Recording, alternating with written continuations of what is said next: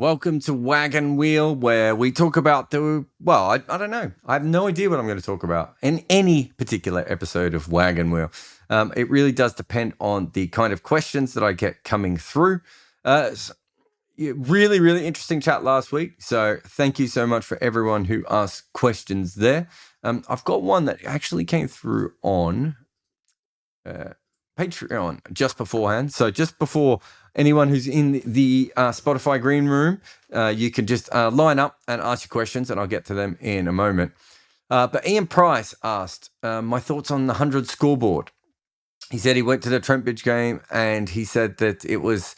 He thought it was a little bit confusing. It's really interesting, the graphics. I think I've got a few different people who are not cricket fans to have a look at them. I think there's a lot of jazziness to the graphics that perhaps they don't need to have, and it's a little bit separated. If you look at the way they've done it on the TV with the strips up the side, I don't think that needs to be there. I think it's taking up a lot of real estate that doesn't need to take up. But the very basic way that they're trying to present the game, I think, is fine. Be interesting to see how far into the future we keep seeing how many runs the batters are on. You know, if you're watching a basketball game or a football game, they don't tell you who the scorers are at all times. And in cricket, we're so used to that. I wonder if that might be something they can go with. But yeah, I think they're still finding their way with the graphics. It'd be really interesting to know. I don't know if the ECB would talk about this that much, but it'd be really interesting to know, who they got involved, how they worked it out, because it is so different to what you see from other cricket graphics. And I think there are things there that really work, and I think there are things there that just don't. There seems to be a lot of like diagonal stripy things that I fundamentally don't understand. But yeah, there we have it. So thanks for coming on to Wagon Wheel. Quite a few people have come into the chat already, so I'll get to your questions. Thanks for that question to Ian. If you do want to help us support we'll help support these podcasts on Patreon, you can. But let me just see who I have to start with. Basker. Hey, Jarrod, how are you? Very good. How can I help you? Yeah, so I'm new to the format. So you just ask a question and then you'll answer, right? Yeah, so. Well, I mean, you ask it. I make no promises that I will answer it. Okay. Yeah, okay. Cool. So I wanted to ask you about the upcoming series of India versus England.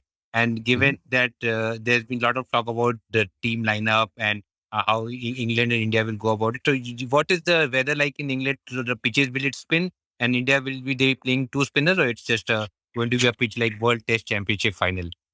I still think India should have picked two spinners for that test. I've got no problem with the two spinners. They just didn't, the pitch didn't deteriorate because it rained a lot, but I still think the spinners would have played a big part had that been a normal test. As far as the pitches, it's actually been quite a cold summer in the UK so far. Cold and wet, I suppose. I'm looking at my backyard at the moment, which is, it's in England at least, and it's quite green. And last year, my backyard was quite brown. So in that case, you would think it would help the seamers more. But I don't know if you watched any of the 100.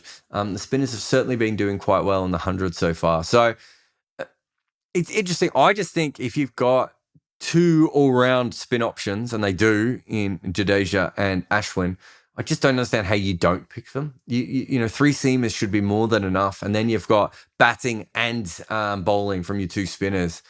I think in any situation they should be doing that. What they might look at though is being how much the ball spun so far in this in the three tests that they had. They might look at changing the seam bowlers and going for a very, very normal swing bowler rather than just the hit the pitch bowlers that they were going for. So that might be something that they look at. But I've got no problem with them playing the two spinners. Thanks very much for your question. Thank you. Okay. Steve. Hey, Steve, you there? Steve, I think you have the mute on. Can you hear me? Yeah, I've got you. How you doing? Fine. So I wanted to ask you, what advice would you give to new writers who aren't as fluent in English, as fluent in writing in English, and how should they go about their content creation? and assume a uh, middle level knowledge of data analysis. Okay. I mean, this is not something that I'm an expert on, Steve, if we're being honest, because even though my English is not particularly good, it was obviously my first language, so I had a big advantage there over other people. So, I mean, I would assume that the best way of doing it is to immerse yourself in that sort of world. I wouldn't be looking at content created by other people whose first language is not particularly English either. So I'd be looking at, following Western, whether it be YouTubers, writers, anything you can to sort of improve your knowledge of the language that way. Podcasts, all those sorts of things. But probably reading as much as possible is the best way. But I'm certainly not an expert in how to learn English. I learned it as a baby. It 41 years later, I'm almost an expert in it. Thanks for your question, mate. Okay, thanks, Steve. Who have we got here? Are you? Hello. How you going? Hey, Jarrod, how are you? Very good. What's your question?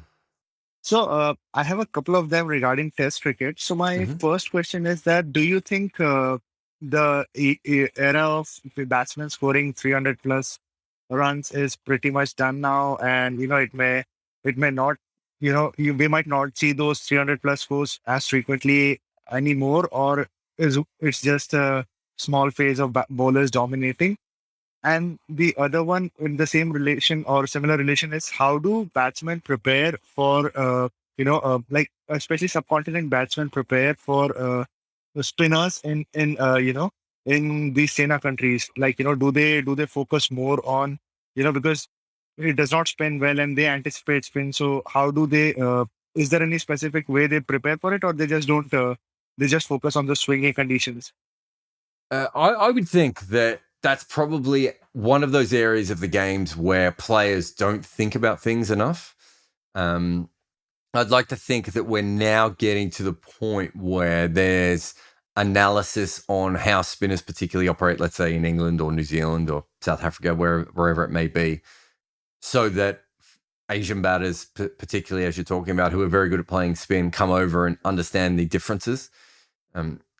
Quite clearly, bounce is a huge variable there. The way the ball spins, when it spins, not just to mention that, trying to think, off the top of my head, I think Zimbabwe, New Zealand, and England have more drift than other countries. I think CricViz might have put that one up once, or told me that one once.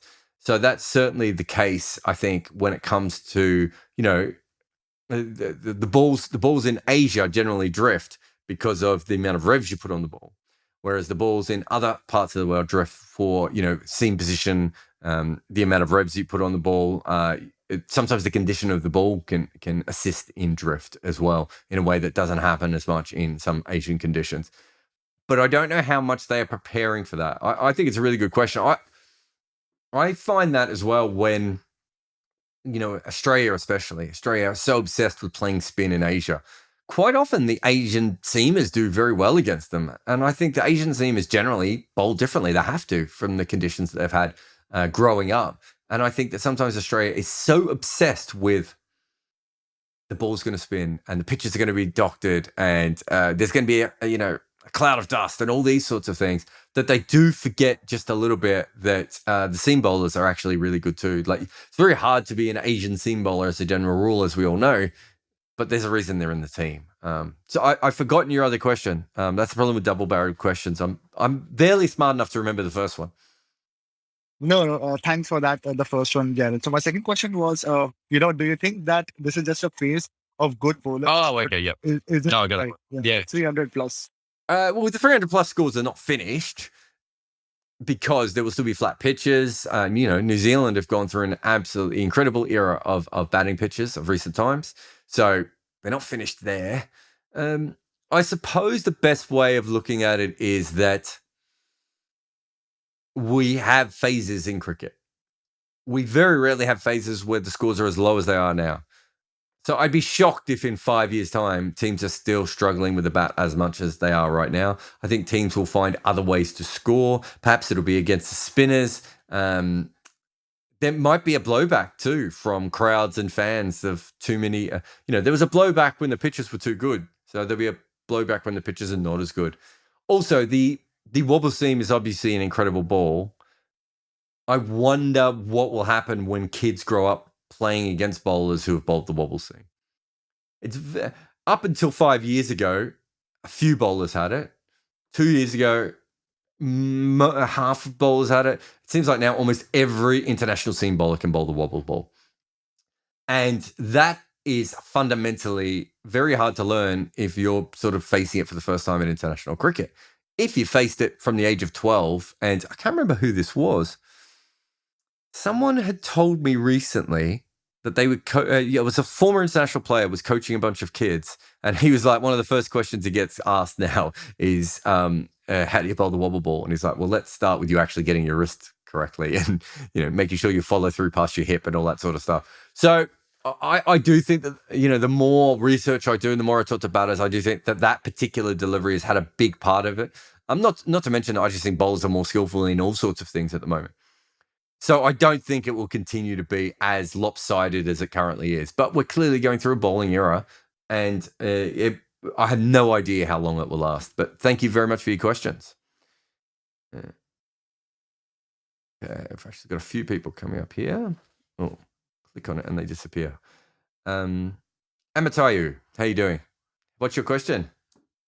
So I have two questions regarding the 100. So my first question is, what has been your initial reaction regarding the strategies which the teams have used, such as the use of bowling 5 balls or using the 10 balls? And my second part is, like, we have seen that there is a cutoff period after which a fielder needs to be brought in if we have not bowled 95 balls. So do you think something similar should be used in T20 cricket as well? I'll answer your second question first, and because I'll probably forget your first one and you'll have to re-ask it. But essentially, the reason we have bad over rates around the world is because cricket boards don't mind them. I know there's this. I know cricket fans don't always like them, and some people in the cricket press are very annoyed by them. But cricket boards don't mind them because it gives them extra adverts, gives them more time for people watching the game. It's there's a reason that IPL games go for 4.5 hours when they don't need to. There's a reason that almost every test match has an extra half hour. We could have come up with hundreds. There's literally thousands of ways that we could have stopped this. We basically eradicated no balls from limited overs cricket with the free hit because the penalty was so big. You make the penalty big enough, we could have got rid of the overs. So what they've done in the 100 is a different tournament in that it is designed, at least in part, to be BBC friendly. BBC don't have ads. And BBC specifically said, we'll take this sport, but you have to make sure it finishes in this amount of time, which is obviously nonsensical anyway. It's a stupid thing. Tennis matches don't finish in the right time. Football matches can go on forever, a couple of injury stoppages. But that's what the BBC wanted. So that's why we have that specific rule there. It's not going to work in all tournaments. There is a reason that one-day cricket is still so popular with cricket boards. But it's probably one-day cricket is still probably more popular with cricket boards than it is with fans or the media or anyone else or the players. And that is because you can fit 100 ads into the day and it goes for a very, very long time. This allows, bad over rates actually help cricket boards. And that's why they haven't gotten rid of them. I think that's the truth, because if it wasn't the truth, they would have fixed them years ago. So the 100 is a very particular situation, which is a little bit different. And sorry, as predicted, I have forgotten your other question. So my first question was, what has been your initial reaction of the strategies teams have used, such as the use of the 10 balls or the 5 balls? Yep. I think they've been very conservative, and I think that's natural. I think we think of T20 cricket as a very aggressive form of cricket because we're used to test cricket, but I would say that there's conservatism still completely rules the day. I mean, this is people's jobs at a certain point, and also that I think that's the way that we do cricket at the professional level. We softly. Yeah, let's not move too quickly here. So I think that is certainly a big part of what has happened so far when it comes to the strategy. I think moving forward, you might get some real specialists who will bowl 10, 15, 20 balls in a row. You might get a Jason Behrendorff or a Shaheen Afridi opening the bowling, for instance. They take the new ball, they bowl 20 balls, and then your gun spinner, whoever that is, follows it up so that you've got maybe 40 balls at the start of your innings where you can take 3 or 4 wickets on a regular basis. I think that will happen, and I think all those sorts of things will happen. But I think at the moment, I don't think the double overs is being handled particularly well, because what they're doing is they're saying, oh, well, this guy just went for 3 runs in that over, so we'll give him another over straight after. And what I understand the thinking and the solid cricket thinking behind that, but obviously there's a few different things that you have to go on. If you face 10 balls of a bowler, you can line them up a lot better. The other one is if they went for 3 runs in that first over, they're obviously going to go for more than 3 runs in the next one more often than not, because going for 3 runs is really unnatural. So when they go for 7, I think sometimes teams think, oh, that was a bit of a failure. Whereas actually, that still means they went for 10 runs over the 10 balls. So I think there might be, I don't want to say incorrect thinking, but I think there's a conservative nature to the way that they the way that they think of those sorts of things at the moment. But great questions. Thank you very much. Let's have a look at who is coming up next. We have Sam. Hey, Jarrod, how are you? Very good. What's your question, Sam? Okay, so question has to do with the role of off-spin in limited overs cricket. Clearly, the unfavorable... We should ban it. You agree? Get rid of it. Just dog shit. No one cares. I hope not. Oh, okay.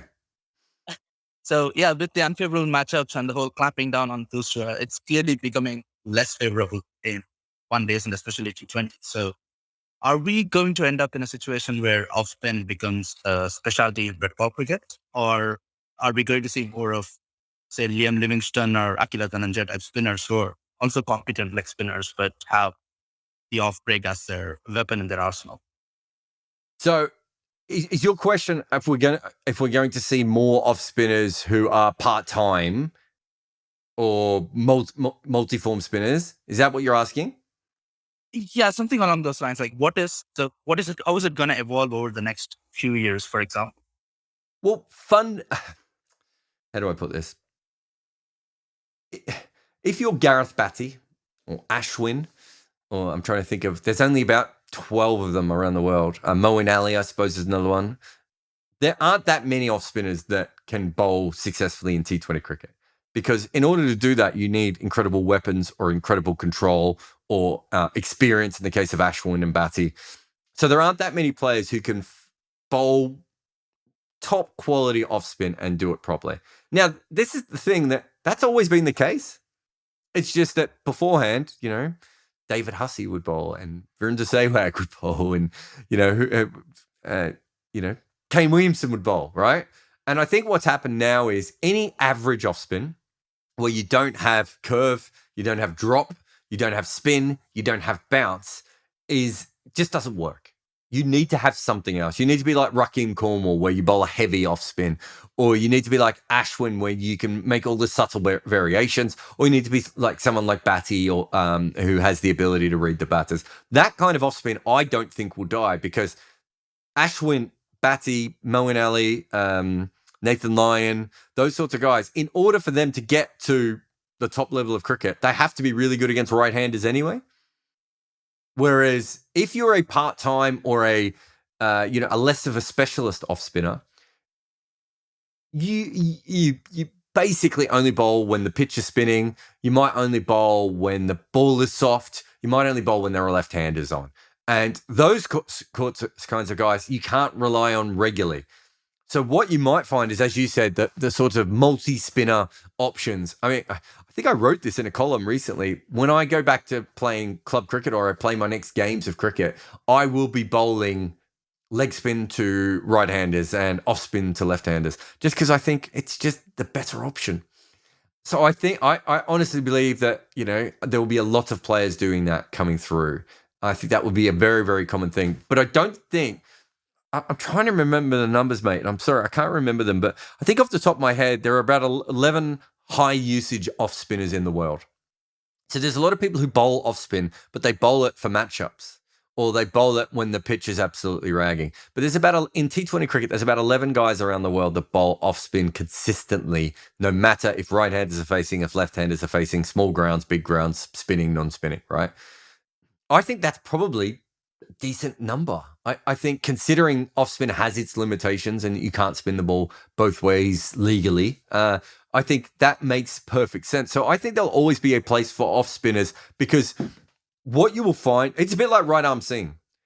You can't be a good batter in professional cricket unless you smash right arm seam everywhere.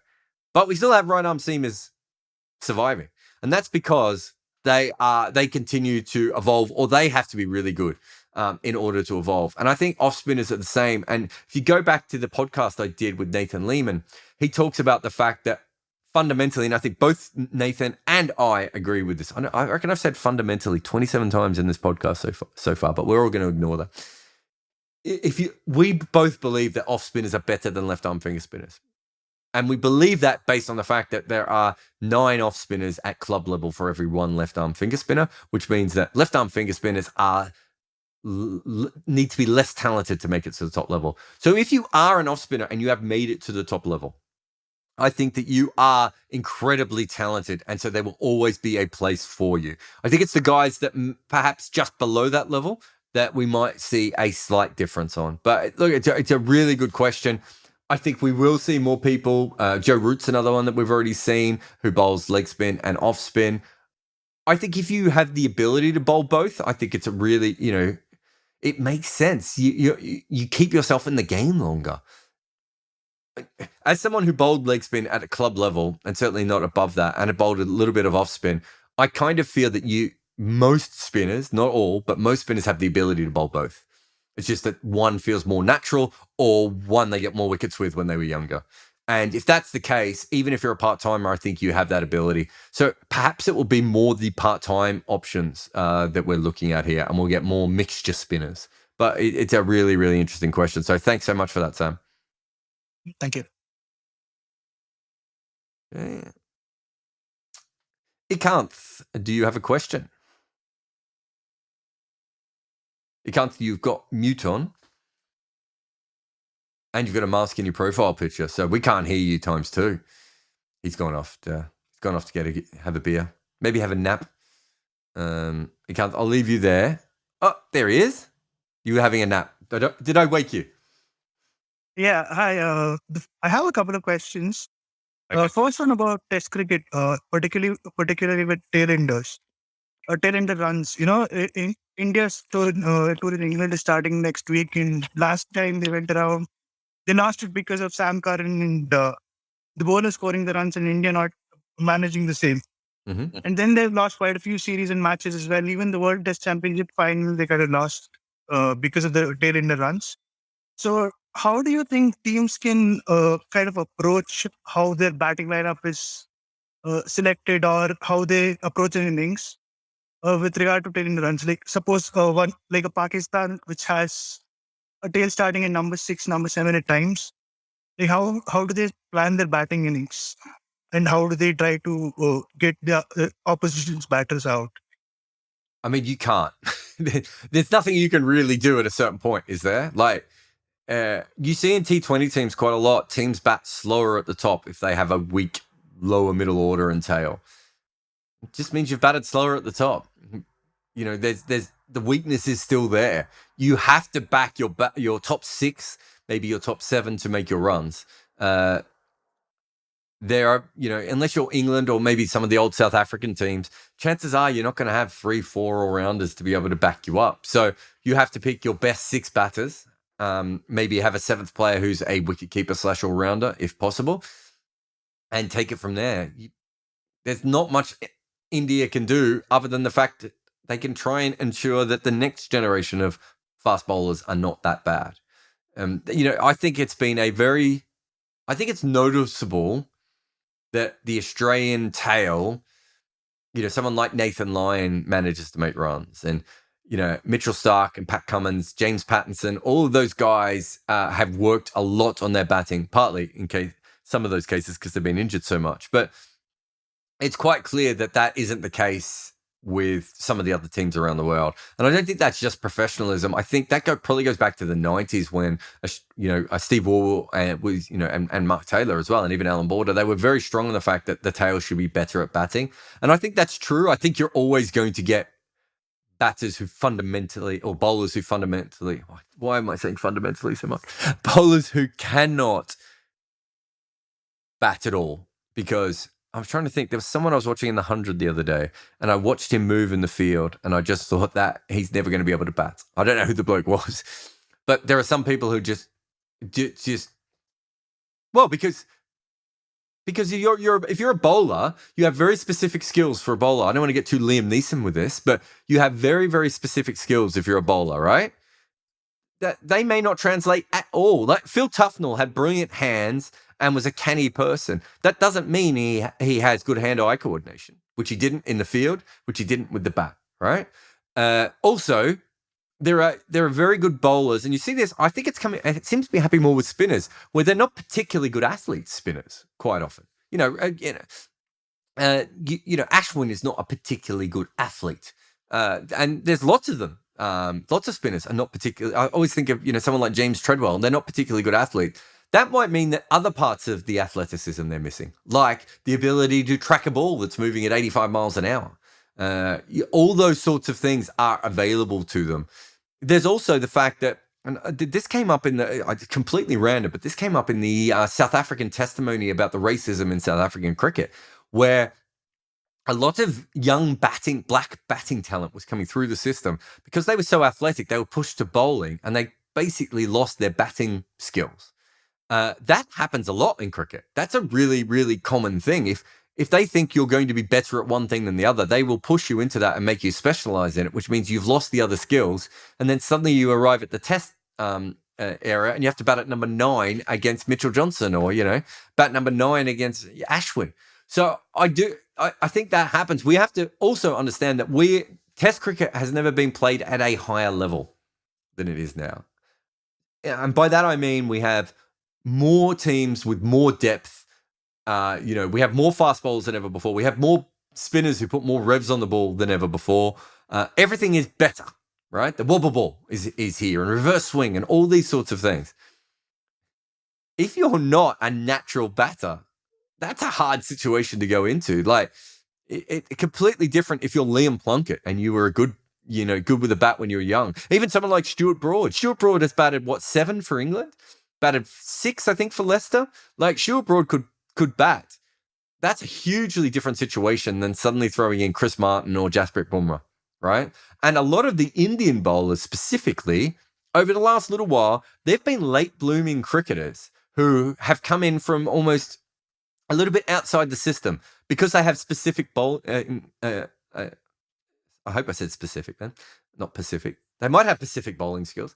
Specific bowling skills, right? And if that's the case, they haven't had the normal grounded, this is how you play this sort of bowling, and this is how you play that sort of bowling, and this is how you get away with it. So I think there's a lot of reasons why. So I don't think there's much you could do other than you have to rely on your top order to make runs. And to be fair with India, their top 6 is solid, or their top 7, if you want, is solid enough that they shouldn't be losing games because of their tail. But there are going to be other teams who are going to have that advantage that India don't have. And I think that's something that I suppose fans just have to accept, because what are you going to do? Drop Shami, Sharma and Bumrah? Like, you're not going to be able to replace them with 3 bowlers who have their skills, their record, their experience. You're just not going to be able to do that to be able to get slightly better batters. But perhaps that's something that the next generations you should be looking at doing. And they're always going to be number 11s, and there are always going to be players who just cannot hold the bat. But I use Imran Tahir as an example of what happens when you're in a professional system. I use him all the time because I watched Imran Tahir when he must have been about 30, playing county cricket in England. He could not field at all, and he could not really hold the bat. He's gone on to be a number 11. He's not massively improved his batting. He's improved his fielding so much that he's taken brilliant catches. You can upskill these people, but you really want to start upskilling them when they're 12, not when they're 24 and they're facing Mitchell Starc with a reverse swinging ball. Yeah, that makes a lot of sense. From the other end, like when the bowlers are trying to bowl to tailenders, Mhm. a lot of times the fielders are sent back. What are your thoughts on field placements? Going defensive or aggressive to tailenders. Yeah, I think that the best way to get out a top order player is probably generally the best player to get out a tail ender. I think that throughout the history of cricket, we have changed the way we bowl to tail enders, which I don't think always works. I think that a weakness that a tail ender has is more often or not going to be the same weakness that a top order player has. So I don't know about this whole moving, funky fields and going for Yorkers and bouncers. I'm not saying don't try a Yorker or two or some short balls, but think about them as a batter with weaknesses and play to that. The field thing when they're batting with the top order play is really interesting. We don't track fielding positions. It's really interesting to me. I remember when Opta started, turning up at every ground, and I'd be talking to them, and they track so many things except for where the fielders are. And I think they just couldn't work out a way to do it in the time that they had allowed for the one analyst they had at the ground. But until we can track that, I'm not sure we're going to be able to tell whether that works or not. One thing I would say is when it first started, I don't think it made much sense. But now the batters are so good at striking the ball when set, I can understand the thinking more than any other time. But it's yeah, look, it's a really interesting one. I don't know if you saw, I did a video on YouTube where I talked about there are certain bowlers who are very good against the top order, and there are certain bowlers who are very good against the tail. But there are very few bowlers who are very good against the tail. So it's like the only two tail specialists I could find were Shoaib Akhtar and Stuart MacGill. So even someone like Mitchell Starc, who that gets thrown at him all the time, that he only gets wickets against the tail. He actually doesn't. He gets a good combination of tail and top order batters. It's very rare to be very, very good against the tail only. And most bowlers, if they're very, very good, are also very good against the tail. There is a small subset of bowlers, Josh Hazlewood, Andy Flintoff. No. These are the opposite. These are the opposite, who are very good against top order and really struggled. So Flintoff, if Flintoff had been as good against the tail as he was against the top order, he probably would have averaged about 28 with the ball. Like, it was that big a difference. He really struggled against the tail, but he was lucky enough that his best mate, Steve Harmison, was in the team with him, and Harmy was much better against the tail. So they sort of dovetailed a little bit when they played together. But there is a subset of bowlers who are very, very good against top order players and really struggle against the tail. There really isn't the opposite. Stuart MacGill's probably the only one I can think of who really struggled against top order players and was absolutely brilliant against the tail. Even Shoaib Akhtar he was good enough against the top order. It just happened to be against the tail. He was incredible. But a great question. Thank you very much for that. A few more people coming through. Oh, a lot of people coming through. I'll try and get through to them all. Avi, you're on the air. Hi. I promised myself that I will not ask a test cricket related question today, but here it is. What is your opinion on Prithvi Shaw and Surya Kumar Yadav being sent as backups to the England tour before like the hordes of Ranji batters we have? I do see the point that both of them have really good first class records, but and even if they end up performing really well, the ends don't justify the means, according to me. There are better players who can bat ahead of them, who've done their bit, who've gone through the grind and like proved themselves in red ball cricket better than probably at least Surya Kumar Yadav has, and he's turning 30 now. So do you think it's a bit too hasty from India to just push everyone, every format based on a couple of formats they performed well in? I think Sky I know he's a late bloomer, but he's fundamentally a top quality international batting level talent. So I can understand why they're pushing him through. I think he's only averaged 40 in first class cricket over the last couple of years, but I think I could see why he's the sort of player in a James Vince sort of style where they're just like, he will be able to face bowlers at 85, 90 miles an hour and top quality spin because he is just better than other players. I understand your point. Prithvi Shaw is an absolute gun. I've had no problem with him being in that. He's a next level talent. He's young. I'd say get him on as many tours as possible. get him traveling as much as possible because he's, you know, getting facing as many balls as possible. He's just brilliant. But yeah, with Sky, I can understand your point. I'm going to go back on one thing though. You said that other people had earned it more. That's not how it works.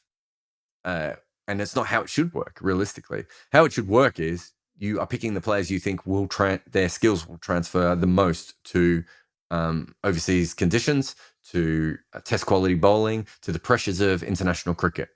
And if they think Sky is better than another guy who averages 55 in first class cricket, Shreyas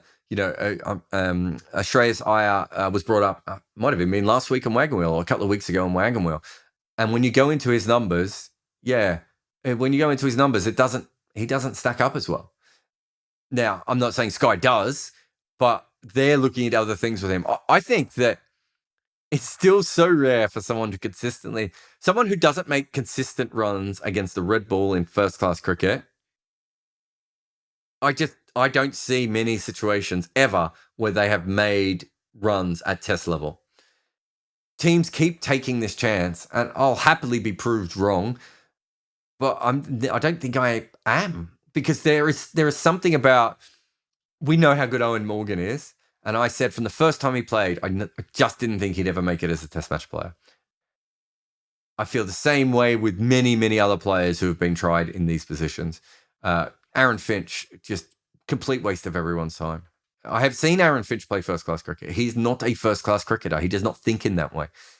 So I would have more reservations with Sky based on that than I would the fact that other players aren't getting a go and all those sorts of other things. But look, obviously, really interesting question there, Avi. So thank you very much. It sounded like he was going to say something, but Avi's gone. Jamshed, you've got a Pakistani shirt on. Is that an Akmal in your profile? You got a question for me? Yes. So I wanted to ask about like aggressive batters in white ball cricket. This is kind of more anecdotal, and you can correct me on that. But it seems more like places like West Indies, England, and New Zealand seem to produce more of these kind of players. Whereas I feel like I'm from Pakistan, and then over here, I feel like we struggle with that a lot. I mean, I see also Bangladesh struggle with it. India, I think, are just now starting to produce more of these batters, especially in the lower order. And I wanted to know your thoughts, like why does it have something to do with cricketing cultures, or like how come so much of like these type of players are concentrated in like specific countries? And I wanted to know. Well, I mean, there's got a bunch of different things. New Zealand, I'm going to take apart because New Zealand's almost separate to everything else. But the West Indies, basically, the West Indians got together and realized that they could score at a rate they didn't think other players could score at. And they realized that could pay them a lot of money. And that was the only way they were going to make money. So it makes sense that they would do that. England is it's quite interesting. It's almost like a combination between, I don't know if you know, they used to have 40 over cricket in England. A lot of the players grew up playing 40 over cricket, which had a natural, more aggressive slant towards it. And then there's certainly a move in the blast to be more and more aggressive. You know, lots of teams like Northants went all in on boundaries, for instance. And then there was the whole Andrew Strauss, Owen Morgan, Trevor Bayliss triumvirate coming together and saying, this is how white ball cricket should be played. We want our players to play like that. That went all the way through Lions cricket. So that's those two. Pakistan cricket has been on its own. Underfunded, amateurly run. You know, they made a terrible mistake with their latest coach. Again, they've made terrible mistakes with coaches all over and over again. It doesn't matter how many mistakes they make with coaches if the system is not run correctly. The problem with Pakistani cricket is not fundamentally any coach or any player. It is that the system is not made to fund those sorts of cricket. And I mean, cricketers on the professional level, there's no problem with the talent. It's just getting them to the top professional level that they need to be. I mean, Sri Lanka have had big hitters before. They're going through a dip, so I don't know if they can be brought into it. We've never really had enough Bangladesh cricketers to know where they go. Their batters seem innately conservative to me, and always have. So I don't know if there's anything specific to that, but I think that there are. I think Australia is a culture and India is a culture where they push anchors. They really do believe in the top run scorers of the leagues, whereas the West Indian cricketers and the England cricketers don't really believe that. So that is something completely different to start with. But I think it might just be individual markets, individual pitches, and perhaps in some ways like the Sri Lankan one, different players are coming through, and you have to pick what you have. But it's a really interesting question.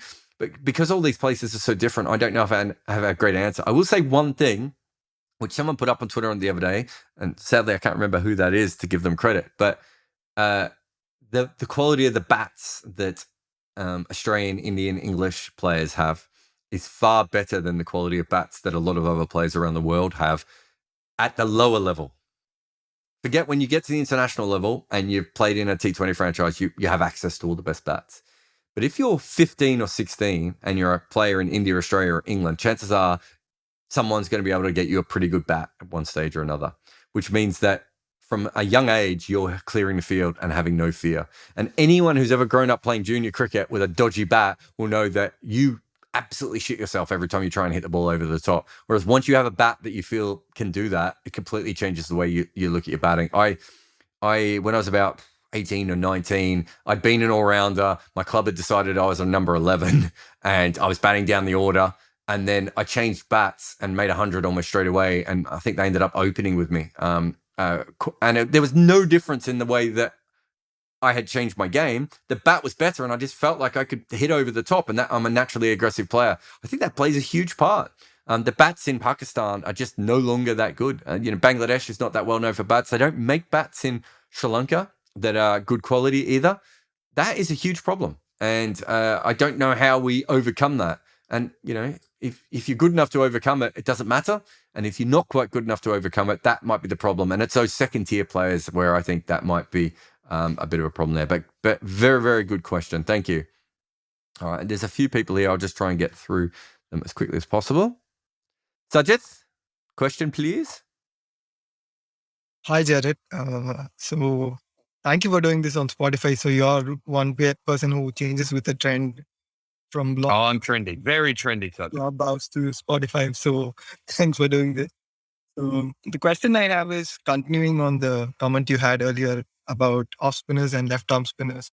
Mm-hmm. Why do you think left arm spinners are hit more often when there's a set left-hander than right arm spinners when there's a set right-hander? Like left arm spinners in a T20 game seem to be hit more often when there's a left-hander out there, but the same doesn't happen with the right arm spinner.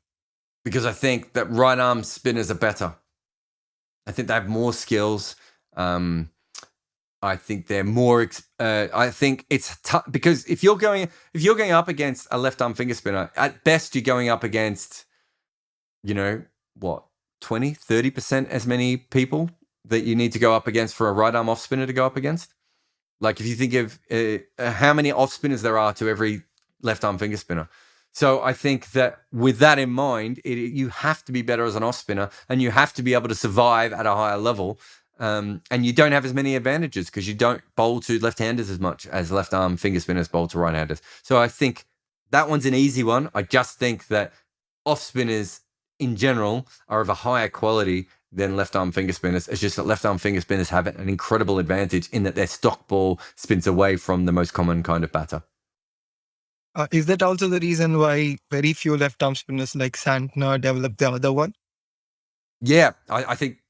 Yeah, I mean, obviously now the other one's kind of gone away a little bit, but yes, I think you're right. And I think when you see someone like Rangana harassed, that's when you're seeing a left-arm finger spinner in excelsis, if you will, because he had all the skills that he needed, plus he was spinning the ball away from a right-hander. But I think, yes, that's why left-arm finger spinners generally only have two deliveries, a straight ball and a spinner. They don't try as many other things. One of the Haraf did have one that went the other way. Mark Watt, the Scottish left-arm finger spinner, is quite young. He actually bowls a left-arm wrist spinner sometimes, but it's really rare. Michael Beer had one ball for his career, didn't he? Do you know what I mean? And that's not. Ashley Giles probably had exactly the same. That's generally what we think of. But great question, mate. I really like that one. Oh, he's gone. Sorry, Sanjay, but we have to get through the rest. MD, Managing Director. MD, you got me on mute. We're running out of time. Ooh, just got in. What's your question? Jarrod, Yes, what's your question? Australia is coming to Bangladesh. Has come. Yeah. My question is not about Australia. It was about Bangladesh.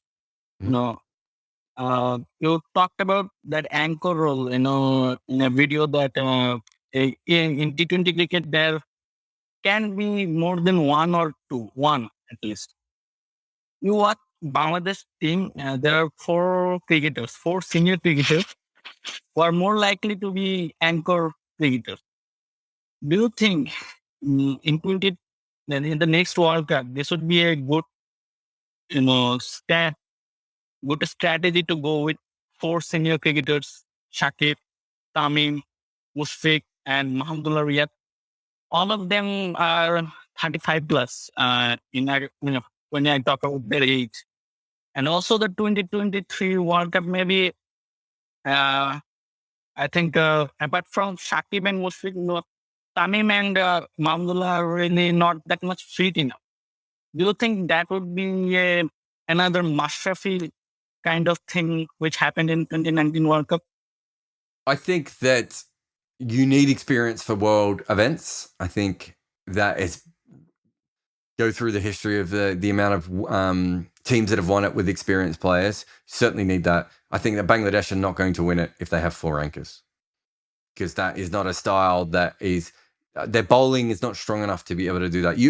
To be able to have four anchors, you probably need Shaheen Afridi and Rashid Khan in your team, because you need real wicket takers that don't get hit with the ball, and Bangladesh does not have that. Perhaps if they take a lot of wickets, that might change, but I can't see how they are going to consistently score over 170, 180 on flat pitches. And I can't. I don't think it's a good strategy. I don't really understand it. It's interesting. It might go back to the one of the questions earlier about why Bangladesh don't have power hitters, and there might be something to the way that they play cricket at the moment, or the way they think about cricket, or it could just be that they don't have power hitters coming through. But you're not going to win it. I'd be shocked if Bangladesh do well with that batting lineup. I would be absolutely shocked. It's not a talent thing for them. It's the kind of roles and the kind of players they have. Shakib used to be able to give it a real whack, but obviously, as you said, he's just probably gotten on a bit. And Tamim's always been an incredibly conservative T20 player, far more than he needs to be in my mind. I think they've certainly got players that should have changed. I think there should have been a really. There should have been, if Bangladesh cricket was run more professionally, there would have been a really good meeting to be had. A couple of years ago, it'd be like, why, as we're getting better, are our players not playing more T20 cricket around the world? Why are they not going to the mid-level tournaments? No one wants Bangladesh players. There's a handful of them that travel. Shakib's obviously at one stage one of the most. Mortaza, when he had fluid in his knees, was quite a handy player. But guys like Sumi Osaka should be traveling around. Tamim should be playing in far more leagues than he does, and he doesn't because of the way he plays. Is my belief, and it's a problem for them. But great question, thank you very much. I've only got time for maybe one or two. Let's see what Arno says. Arno, Hi, Jarrod. I've got my 1-year-old here in the room, so just shut me off if the background noise too much.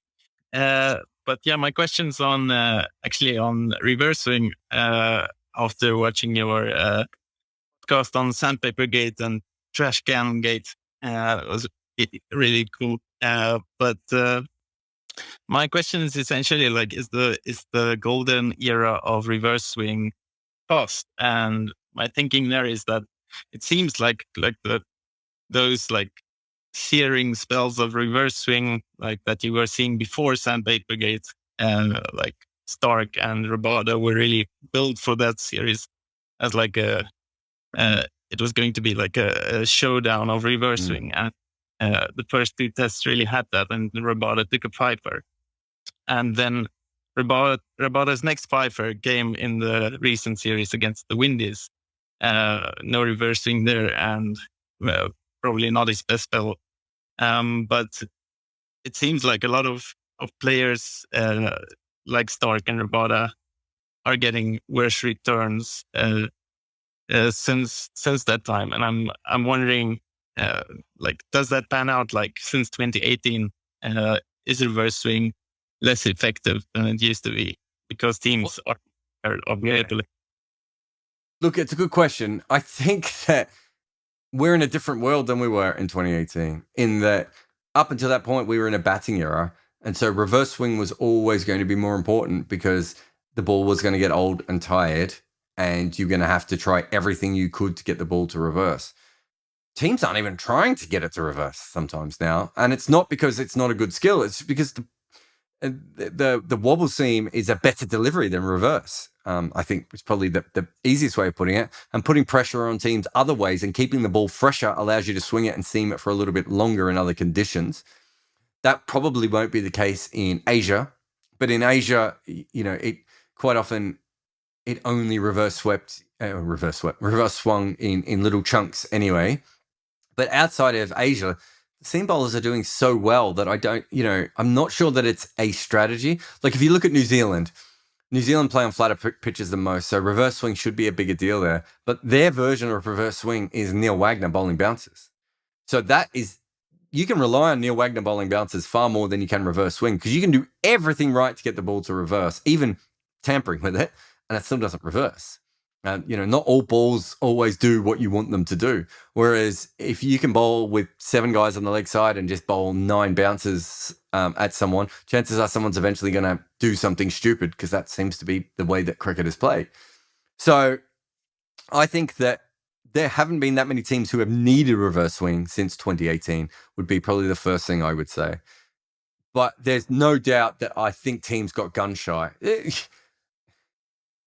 I've written about this before and talked about this before. I don't think casual fans understand how much cricketers cheat with the ball.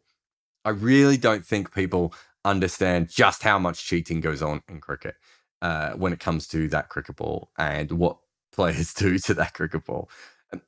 There's even little things that I don't think people know. When the ball's reverse swinging, right? Watch how often batters pick it up off the ground. And the reason that they do that, if it comes in from the field and it drops by their foot and the ball's there, they'll pick it up. They're trying to get the moisture on the ball. The amount of times that the batting team is trying to affect the ball and the bowling team's trying to affect the ball at the exact same time. So I think since 2018, seam bowlers have been great. I think the wobble ball's part of that. I think pitch has got more helpful for seam bowlers all around the world. I think the seam bowler, it's an incredible crop of bowlers that we have right at the moment. I think that's also fair to say. And I think that for all those reasons and the slight gun-shy nature of what happened to the Australians is the reason that we have seen less tampering with the ball, reverse swing or tampering with the ball than we did beforehand. But I don't think it's just that on its own. Thanks. That was a great answer. No worries. Good luck in your fatherhood. And I've got a chance for one last question. I've got Parv. Parv, you there? Hi, Jarrod. How you doing? Last question. Hello. Yeah, fire this one in there. I'm doing fine. How are you doing? Very good. Fire it into the block hole, Parv. Take it home. You recently did a thread about Josh Kiddey, who was taken as an NBA draft, and like he played cricket as a kid, and a bunch of other players who were in the Australia domestic circuit, but slightly limited. So my question is there sort of a lack of interest in cricket in Australia? Because like they are one of the few teams that take T20 cricket not so seriously right now. And even they had nothing planned after the IPL till basically the Ashes and all that stuff. So what's going on? Australia is a multi-sport country. You're getting it confused with places like India and Sri Lanka and Pakistan, where there's one sport and you kind of have to play it. Australia has always been a multi-sport country. We produced, a lot of Shane Warne tried to become a professional footballer. Matthew Wade tried to become a professional footballer. Simon O'Donnell was a professional footballer. You have, a lot of players who have the ability to. I think I've got this right. Mitchell Stark's brother is a high jumper, so he had the ability to go and play athletics, but obviously like cricket more. Mitchell Marsh would have been drafted to play Aussie rules football. Alex Keith, who played for Victoria, when he didn't quite cut it at cricket, went back and became an Aussie rules footballer. It's very rare in Australia to grow up playing one sport. It's an outdoor sports culture. Josh Giddey would have played Aussie. Oh, well, he did. I'm pretty sure he played Aussie rules football and cricket as a kid, and he played basketball. But his father was a professional basketballer, and he chose basketball. Mitch Marsh's father was a professional cricketer, and he picked cricket. That has to play a part, I think, in some of these decisions. But Australia has, I don't know, what would they have? About 15, maybe 12 NBA players at the moment. They would have a bunch of players playing basketball in Europe. They'd have a bunch of players playing basketball in college. But, they're still ranked pretty high in Test cricket and, have done pretty well in, they made the semi-finals of the last World Cup. So I don't think there's a drain there. It's just always been the case. I think that, especially in the Western countries, and this will eventually happen in the subcontinent as well, just more options for kids to play other sports. Basketball has been very big in Melbourne specifically, but in Australia in general for a very, very long time. My grandmother played basketball in the 1920s and 30s, according to her. So it's not exactly a new sport in Australia. I think Australia's had more number one draft picks, or I think Melbourne's had more number one draft picks than any other country outside of America or any other city outside of America. If you count the women's basketball, Lauren Jackson also, Victoria, New South Wales. I'm not sure which side of the border she's from. So no, Australia's been good at basketball for a very long time. They've been in the top 6 teams in the world in men's since the early 90s, I would say, and been in the top 2 or 3 for women's for most of that time as well. Really, really strong basketball culture. I was more looking at it from the fact that these athletes, they pick their sport. But if you look at someone like Josh Giddey, so for those who don't know, Josh Giddey's just gone 6th in the NBA draft. He's 6'8" or 6'7", and a very, very smart basketballer. He's got what they call in basketball high IQ. So, we call him a smart cricketer. And he's very good at facilitating his teammates. And I was thinking, well, how would those skills work for him in cricket? He's 6'7", so you'd think seam bowling is his most likely thing, although he could have been a left-arm finger spinner. He's very ambidextrous. But yeah, you look at that. So what I was really doing in that situation was looking at the way that some of those skills would go. But no, I don't think that's the case. I actually think that people playing a multitude of sports is better for your country. I think that part of cricket's biggest problem is that it's been so one-dimensional at times, and we haven't thought about what other sports can bring us. And in that particular case, I think that, here's one for you. I don't think that people understand the huge effect that Aussie rules football and rugby union have had on cricket. Rugby union went from completely amateur to completely professional. And that meant that a bunch of really interesting people from outside who had worked in other businesses came back to rugby to become professionals as coaches and administrators. And they brought a different way of thinking of things. And I think that has massively affected English sport and cricket specifically. All the professionalism you saw in cricket in the 80s and 90s from Australia, which changed the game, completely changed the game, all came from Aussie rules. So I actually think it as a strength. It is weird, though, that after all these years of us being told that the West Indies don't like cricket anymore because they all like basketball. And I spent a lot of time in the West Indies. I have not found them to be particularly good basketballers. I've not found them to be a basketball crazed place. We're now worried about basketball ruining Australian sport. But I think if you look at the Olympics table at the moment, and if you look at the Olympics table over the last 30 years, Australia and New Zealand, you could put in this as well, and maybe less so England, but they're coming on as well. They've always got gold medals in multitude of sports in a way that the subcontinental teams do not. And I honestly see that as a strength. For instance, the original academy system came really from the Olympics. That was why the Australian cricketers got involved in academies, was through the Olympic movement. And making Australia a better Olympic place. So that was another time when the sport of cricket actually had a boost. Are we going to lose out on a few absolutely, ridiculously talented players? Yes. Would I want Thon Maker, who is 7'1" and doesn't look like he's going to make it as a basketballer? Would I want him to see if he could bowl left arm finger spin or very quick? Yes. Undoubtedly. And Thon, if you're out there, I can hook you up with the cricket team. We can see how you go. But when it comes down to it, I think there are more advantages to your country having other sports, involved. I really do think it helps. I also think it helps kids. I think that if you are developing athletes outside of chess and golf and those sorts of closed sports, or if you count chess as a sport, I think you're better off to play as many sports as possible on your way up. And I know there are two people who believe that, and Roger Federer and Serena Williams are among them. So I really do believe that playing more sports when you're young is a better thing. Doesn't mean that cricket shouldn't be fighting for the best athletes, because I think that's very fair. And I think that, weirdly enough, up until the T20 boom, cricket lost out to Aussie rules football again and again and again. Alex Keith and Mitch Marsh were the first two guys who I think could have gone either way without any problems and chose cricket first. And I know that has happened a lot with the T20 boom around the world. Before that, you have no idea how many good young cricketers chose Aussie rules football. If Matthew Wade hadn't have got cancer when he was a teenager, he would have picked Aussie rules football. If Shane Warne hadn't have been so slow, he would have picked Aussie rules football. Brad Hodge would have picked Aussie rules football. There's a lot of guys, the War brothers were very good at soccer or normal football.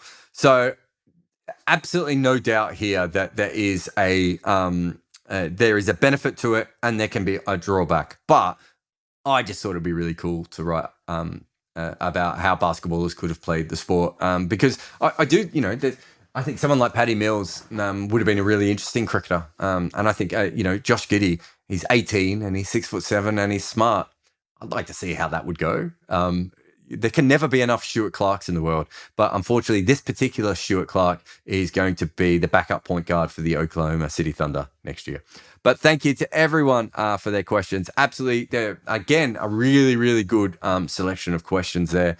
Anytime I can finish up talking about basketball and Aussie rules football on my cricket podcast is random, but exactly what the world wants. So, Wagon Wheel, if you're listening to it on Spotify Greenroom and you only came on halfway through, remember that you can find all of these on Red Inker. We now release these once a week on Red Inker. Separate to that, we also have, they also go up on YouTube. And if you're listening to this on YouTube or on your favorite podcast network, because it's just popped in, and you do want to get involved with them live, you follow me on Spotify Greenroom, you put your hand up and you make a request, and then I pick your question, and then I forget your question. I get you to ask your question again, and then we go for it from there. But isn't the whole thing very much fun? So thank you to everyone who came on to the podcast today, and I'll chat to you all again soon. Goodbye.